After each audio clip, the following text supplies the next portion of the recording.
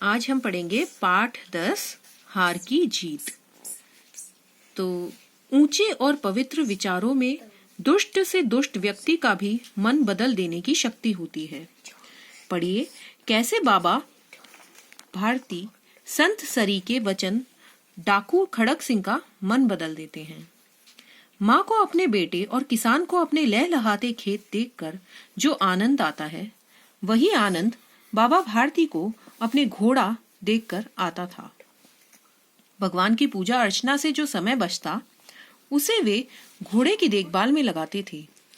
उनका घोड़ा बलवान और सुंदर था। उस घोड़े की सुंदरता की चर्चा बहुत दूर दूर तक थी।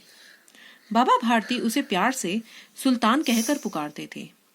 वे घोड़े की सेवा अपने हाथों से करते, खुद दाना खिलाते और उसे देख देख कर प्रसन्न होते थे।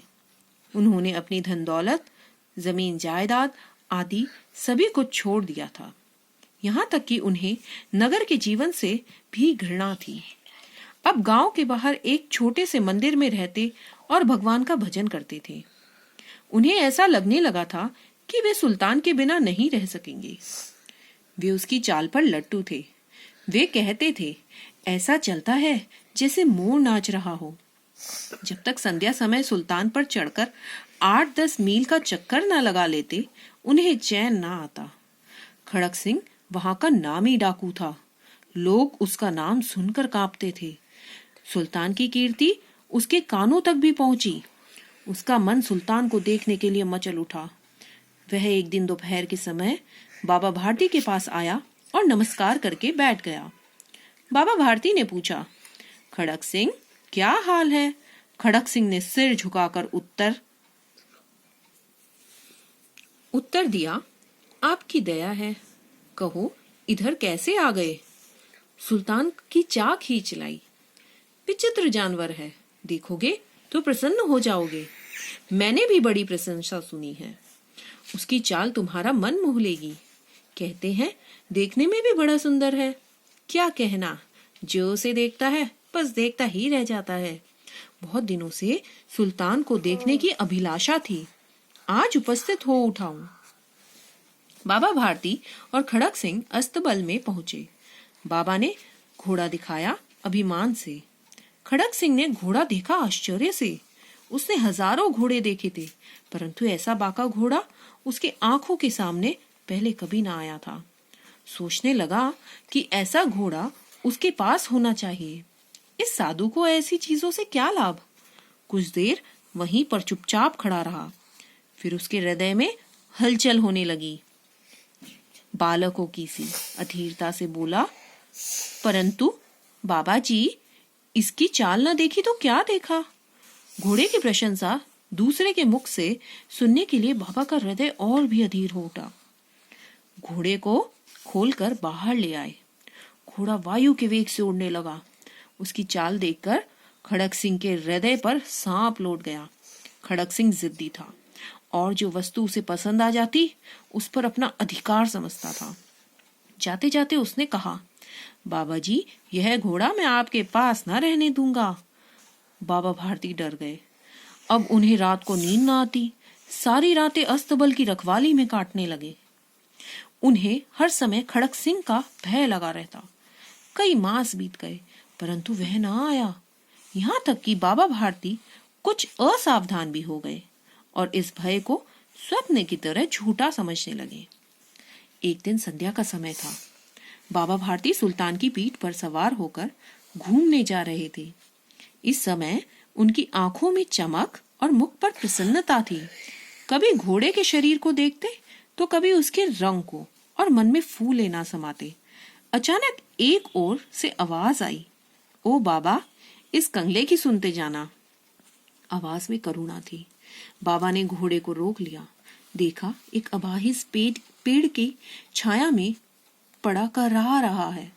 बाबा ने पूछा, तुम्हें क्या कष्ट है बच्चा? अपाहिज ने हाथ जोड़कर कहा, बाबा, मैं दुखिया हूँ, मुझ पर दया करो। मुझे यहाँ से 3 मील दूर जाना है। घोड़े पर चढ़ा लो, परमात्मा भला करेगा। वहां तुम्हारा कौन है? दुर्गादत्त वैद्य का नाम आपने सुना होगा। मैं उनका सौतेला भाई हूँ। बाबा भारती ने घोड़े से उतरकर अपाहिज को घोड़े पर बैठा लिया और स्वयं उसकी लगाम पकड़कर धीरे धीरे चलने लगे। सहसा उन्हें एक झटका सा लगा और लगाम हाथ से छूट गई। उनके आश्चर्य का ठिकाना ना रहा जब उन्होंने देखा अपाहिज घोड़े की पीठ पर तनकर बैठा है और घोड़े को दौड़ाए ले जा रहा है। उनके मुख से चीख निकल गई। वह अपाहिज और कोई नहीं, डाकू खड़क सिंह था।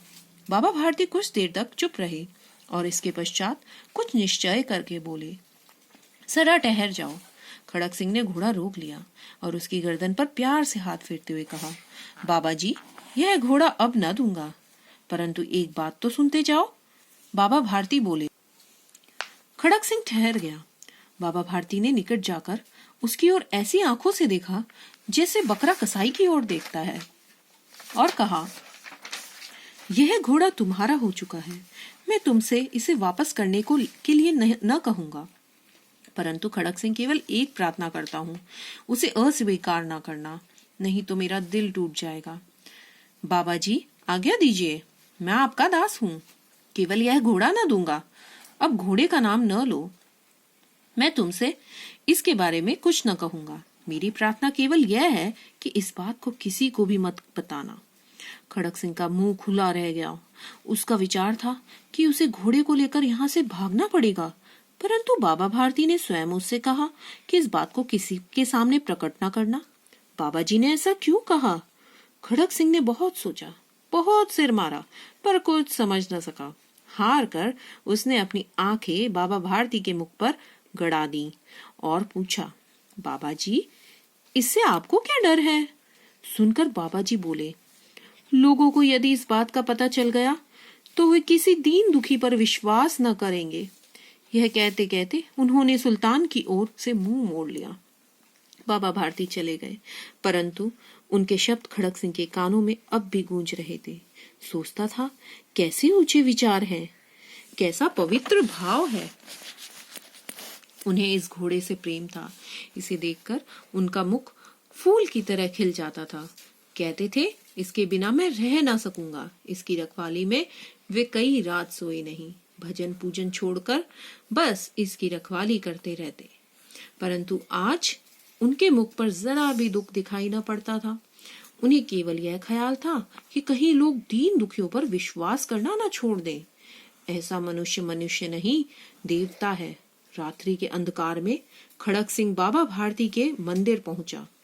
चारों ओर सन्नाटा था। आकाश में तारे टिमटिमा रहे थे। थोड़ी दूर पर गांव के कुत्ते भौंक रहे थे। मंदिर के अंदर से कोई शब्द सुनाई नहीं दिया। खड़क सिंह सुल्तान की बाग पकड़े हुए था। वह धीरे धीरे अस्तबल के फाटक पर पहुंचा। फाटक खुला पड़ा था। किसी समय वहां बाबा भारती स्वयं लाठी लेकर पहरा देते थे, परंतु आज उन्हें किसी चोरी डाके का भय न था। खड़क सिंह ने आगे बढ़कर सुल्तान को उसके स्थान पर बांध दिया और बाहर निकलकर सावधानी से फाटक बंद कर दिया। इस समय उसकी आंखों में नेकी के आंसू थे। सूर्योदय से पूर्व बाबा भारती उठे, कुटिया से बाहर निकलकर ठंडे जल से स्नान किया। उसके पश्चात उनके पांव अस्तबल की ओर ऐसे बढ़े जैसे कोई सपने में चल रहा है, परंतु फाटक पर पहुंचकर जरा रुक गए। घोड़े ने अपने स्वामी के पांव की चाप को पहचान लिया और जोर से हिनहिनाया। अब बाबा भारती आश्चर्य और प्रसन्नता से दौड़ते हुए अंदर घुसे और बड़े प्यार से घोड़े को के गले से लिपटकर इस प्रकार रोने लगे मानो कोई पिता बहुत दिनों से बिछड़े हुए पुत्र से मिल रहा हो। फिर वे संतोष से बोले, अब कोई दीन दुखियों की सहायता से मुंह ना मोड़ेगा। इस कहानी के लेखक हैं सुदर्शन। ये उनका चित्र है और सुदर्शन का जन्म सन 1896 में सियालकोट में हुआ।